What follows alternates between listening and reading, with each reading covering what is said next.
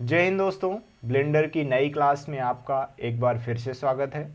हम लोग पिछले क्लास में ये सीखे थे कि किसी भी ऑब्जेक्ट को सिलेक्ट कैसे करना होता है।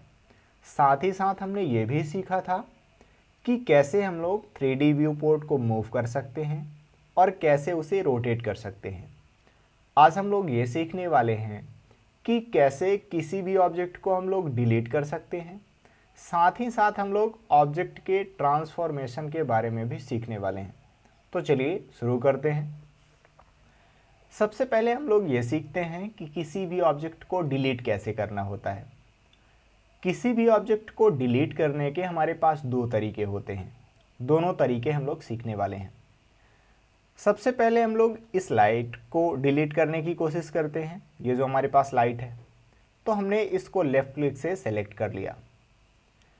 अब डिलीट करने के लिए मैं कीबोर्ड में डिलीट बटन प्रेस करता हूँ। जैसे ही हम डिलीट बटन प्रेस करते हैं तो ये देखिए हमारा जो लाइट है वो डिलीट हो चुका है। फिर दूसरा तरीका समझते हैं। अब हम इस कैमरे को डिलीट करना चाह रहे हैं, तो हमने कैमरे को सिलेक्ट कर लिया और जैसे ही हम एक्स प्रेस करते हैं तो ये देख लिए डिलीट के लिए हमसे पूछ रहा है। अगर मैं डिलीट पे क्लिक कर देता हूँ तो हमारा जो कैमरा है वो भी डिलीट हो चुका है। अब हम लोग ये सीखेंगे कि किसी भी ऑब्जेक्ट का ट्रांसफॉर्मेशन कैसे किया जाना है। ट्रांसफॉर्मेशन का मतलब ये होता है कि हम लोग या तो उस ऑब्जेक्ट को स्केल करना चाह रहे हों, या फिर हम लोग उस ऑब्जेक्ट को रोटेट करना चाह रहे होंगे, या फिर हम लोग उस ऑब्जेक्ट को मूव करना चाह रहे होंगे एक जगह से दूसरी जगह। तो चलिए यही हम लोग सब सीखते हैं। सबसे पहले हम लोग किसी भी ऑब्जेक्ट को मूव कैसे करना होता है ये सीखते हैं। तो मैं इसे मूव करना चाह रहा हूँ। सबसे पहले इसे तो सेलेक्ट कर लेते हैं। हमने ये लेफ़्ट क्लिक से इसको सेलेक्ट कर लिया। उसके बाद मूव करने का शॉर्टकट होता है जी। जी मतलब होता है ग्रैब। जैसे ही आप जी प्रेस करेंगे तो अब देखिए, अगर आप माउस को यहाँ वहाँ लेके जा रहे हैं तो आपके माउस के साथ ये जो क्यूब है ये भी चला जा रहा है। जहाँ पे आपको क्यूब को रखना है वहाँ पे आप लेफ़्ट क्लिक कर दीजिए, तो आपका जो क्यूब है वो यहाँ पे आ जाएगा। अगर आप फिर से इस क्यूब को उठा के यहाँ पे ले जाना चाह रहे हैं तो जी प्रेस कर सकते हैं। आप जी प्रेस कीजिए और यहाँ पे ले जाके इसको लेफ़्ट क्लिक कर दीजिए, तो आपका जो क्यूब है वो यहाँ पे आ जाएगा। चलिए हम लोग इसको सेंटर पे ही रख देते हैं। तो हमने ये जी प्रेस करा और हमने ये सेंटर पे ले जाके इसको रख दिया। कई बार हम लोगों को ऐसा होता है कि हम लोग सिर्फ और सिर्फ इसको किसी खास डायरेक्शन में ही मूव करना चाह रहे हैं। कई बार हम ये चाहते हैं कि ये सिर्फ और सिर्फ एक्स एक्सिस के अबाउट मूव हो, या फिर वाई एक्सिस के अबाउट मूव हो, या फिर जेड एक्सिस के अबाउट मूव हो। तो ऐसा हम लोग कैसे कर पाते हैं उसको भी हम लोग सीख लेते हैं।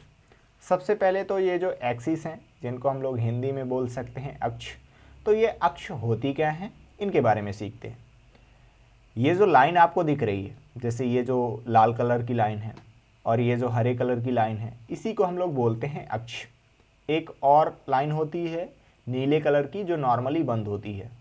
मैं यहाँ पे चले जाके ये अगर मैं जेड पे क्लिक करता हूँ तो ये देखिए ये वाली लाइन भी हमने दिखने लगी है। इन लाइनों को क्या बोला जाता है? ये जो लाल कलर की लाइन है इसको बोलते हैं एक्स अक्ष, हरे वाले लाइन को बोलते हैं वाई अक्ष, और ये जो नीले कलर की लाइन है इसको बोलते हैं जेड अक्ष। अगर आप नाम भूल जाते हैं इनका तो आप यहाँ से देख भी सकते हैं। अगर आप देखें यहाँ पे लाल कलर पे क्या लिखा हुआ है एक्स, यानी कि लाल कलर वाली लाइन एक्स अक्ष है, हरे कलर वाली लाइन वाई अक्ष है और नीले कलर वाली लाइन जेड अक्ष है। तो आप यहाँ से देखकर आसानी से कभी भी काम कर सकते हैं। अब हम ये चाह रहे थे कि हम लोग इसको मूव तो करना चाह रहे हैं लेकिन सिर्फ और सिर्फ एक्स डायरेक्शन में। तो मूव करने का तरीका होता है जी। जैसे ही आप जी प्रेस करेंगे और माउस को यहाँ वहाँ डुलाएंगे तो आपका जो क्यूब है वो यहाँ वहाँ जाने लगेगा। लेकिन अगर आप जी के साथ में एक्स भी प्रेस कर देते हैं, इसका मतलब ये हुआ कि आप ग्रैब तो करना चाह रहे हैं लेकिन सिर्फ और सिर्फ एक्स डायरेक्शन में। ये देखिए अगर मैं क्यूब को यहाँ वहाँ कहीं भी लेके जाऊँ तो आप माउस को कहीं भी लेके जाऊँ तो आपका जो क्यूब है वो सिर्फ और सिर्फ एक्स एक्सिस के अबाउट ही मूव हो रहा है। अगर मैं यहाँ पे लेफ़्ट क्लिक कर देता हूँ तो हमारा जो क्यूब है वो यहाँ पे फिक्स हो जाएगा। अगर मैं इस क्यूब को बाई एक्सिस के अबाउट मूव करना चाह रहा हूँ तो क्या करेंगे, सबसे पहले मूव का शॉर्टकट दबाएंगे जी। अब जैसे ही आप बाई प्रेस करते हैं तो अब ये जो क्यूब है आपका वो सिर्फ और सिर्फ बाई एक्सिस के अबाउट ही मूव होगा। मैं इसको यहाँ पे लेफ़्ट क्लिक करके कंफर्म कर देता हूँ। अगर आप जी प्रेस करें और जी के बाद जेड भी प्रेस कर दें, इसका मतलब ये है कि आप इसको मूव करना चाह रहे हैं सिर्फ और सिर्फ जेड एक्सिस के अबाउट। यहाँ पे आप चाहें तो लेफ़्ट क्लिक करके इसकी पोजीशन को कंफर्म कर सकते हैं। हमने ये लेफ़्ट क्लिक कर दिया तो ये जो क्यूब है ये यहाँ पे आ चुका है। अब चलिए इसको हम लोग डिलीट कर देते हैं और एक नया क्यूब ऐड करते हैं। तो डिलीट के लिए हमने यक्स प्रेस करा और ये डिलीट बटन हमने ये प्रेस कर दी। अब ये ऐड पे गए, मिस पे गए और ये जो क्यूब हमको दिख रहा है इस पे मैं लेफ़्ट क्लिक कर देता हूँ तो यहाँ पे हमारे क्यूब आ चुका है। अब ये समझते हैं कि किसी भी ऑब्जेक्ट को स्केल कैसे करना होता है। स्केल का शॉर्टकट होता है यस। तो सबसे पहले यहाँ पे यस प्रेस करेंगे तो ये देखिए यहाँ पे अगर मैं माउस को सेंटर की तरफ लेके जाऊँ या फिर दूर लेके जाऊँ तो ये जो क्यूब है ये स्केल हो रहा है। अंदर बाहर करने पे या तो छोटा होगा या फिर बड़ा होगा। जैसे ही बाहर कर रहे हैं तो ये जो क्यूब है ये बड़ा हो रहा है और अंदर करने पे ये छोटा हो रहा है। अगर मैं यहाँ पे लेफ़्ट क्लिक कर देता हूँ तो हम इसके स्केल को फिक्स कर देते हैं। ये हमने इतना बड़ा इसको कर दिया है। अब होता क्या है कि कई बार हम लोग इसको सिर्फ और सिर्फ किसी खास अक्ष के अबाउट ही स्केल करना चाह रहे हैं। अगर एक्स एक्सिस के अबाउट स्केल करना चाह रहे हैं तो यस प्रेस करेंगे और यक्स प्रेस करने पे ये सिर्फ और सिर्फ एक्स एक्सिस के अबाउट ही स्केल होगा। अगर मैं इतना स्केल करना चाह रहा हूँ तो लेफ़्ट क्लिक करके मैं यहाँ पे कंफर्म कर सकता हूँ।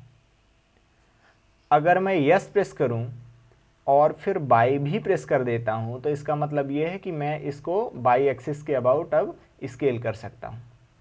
ये मुझे इतना स्केल करना था तो हमने ये लेफ़्ट क्लिक कर दिया तो ये हमारा इतना स्केल हो चुका है। अगर जेड एक्सिस के अबाउट स्केल करना है तो सबसे पहले आपको यस प्रेस करना पड़ेगा जो कि स्केल का शॉर्टकट होता है। अब आप सिर्फ और सिर्फ जेड एक्सिस के अबाउट स्केल करना चाह रहे हैं तो जेड प्रेस कर दीजिए। ये आपका क्यूब जेड एक्सिस के अबाउट स्केल हो जाएगा। ये हमने लेफ़्ट क्लिक करके इसकी पोजीशन फिक्स कर दी। तो कुछ इस तरीके से हम लोग स्केल भी कर सकते हैं। अब इसको भी हम लोग डिलीट कर देते हैं। हमने यक्स प्रेस करा और ये डिलीट पे प्रेस कर दिया। ऐड पे गए, मेस पे गए और हमने फिर से ऐड कर लिया क्या, क्यूब। आप समझते हैं कि रोटेशन कैसे करना होता है। रोटेशन का शॉर्टकट होता है आर। जैसे ही आप आर प्रेस करेंगे और अब माउस को यहाँ वहाँ लेके जाएंगे तो आप ये पाएंगे कि आपका जो क्यूब है वो रोटेट होने लगा है। जिधर साइड आप माउस को यहाँ वहाँ करेंगे तो आपका जो क्यूब है वो रोटेट होने लगेगा। अगर आप इतना रोटेट करना चाह रहे हैं तो लेफ़्ट क्लिक करके आप इसकी पोजीशन को फिक्स कर सकते हैं। अब कई बार ये होता है कि हम लोग सिर्फ और सिर्फ इसको एक्स डायरेक्शन में रोटेट करना चाह रहे हैं तो उसके लिए क्या शॉर्टकट है, आपको आर प्रेस करना है जो कि रोटेशन का शॉर्टकट है। अब अगर आप सिर्फ और सिर्फ एक्स एक्सिस के अबाउट रोटेट करना चाह रहे हैं तो यक्स प्रेस कर दीजिए। अब देखिए ये सिर्फ और सिर्फ एक्स एक्सिस के अबाउट रोटेट होगा। अगर आप आर के बाद बाई प्रेस करते हैं तो फिर आप बाई एक्सिस के अबाउट रोटेट कर पाएंगे। जैसे अभी मैं यहाँ पे फिक्स कर देता हूँ इसकी पोजीशन। आर प्रेस करा हमने और ये बाई प्रेस कर दिया। अब ये सिर्फ और सिर्फ बाई एक्सिस के अबाउट स्केल रोटेट होगा। अगर मैं जेड प्रेस कर दूंगा तो ये जेड एक्सिस के अबाउट रोटेट होने लगेगा।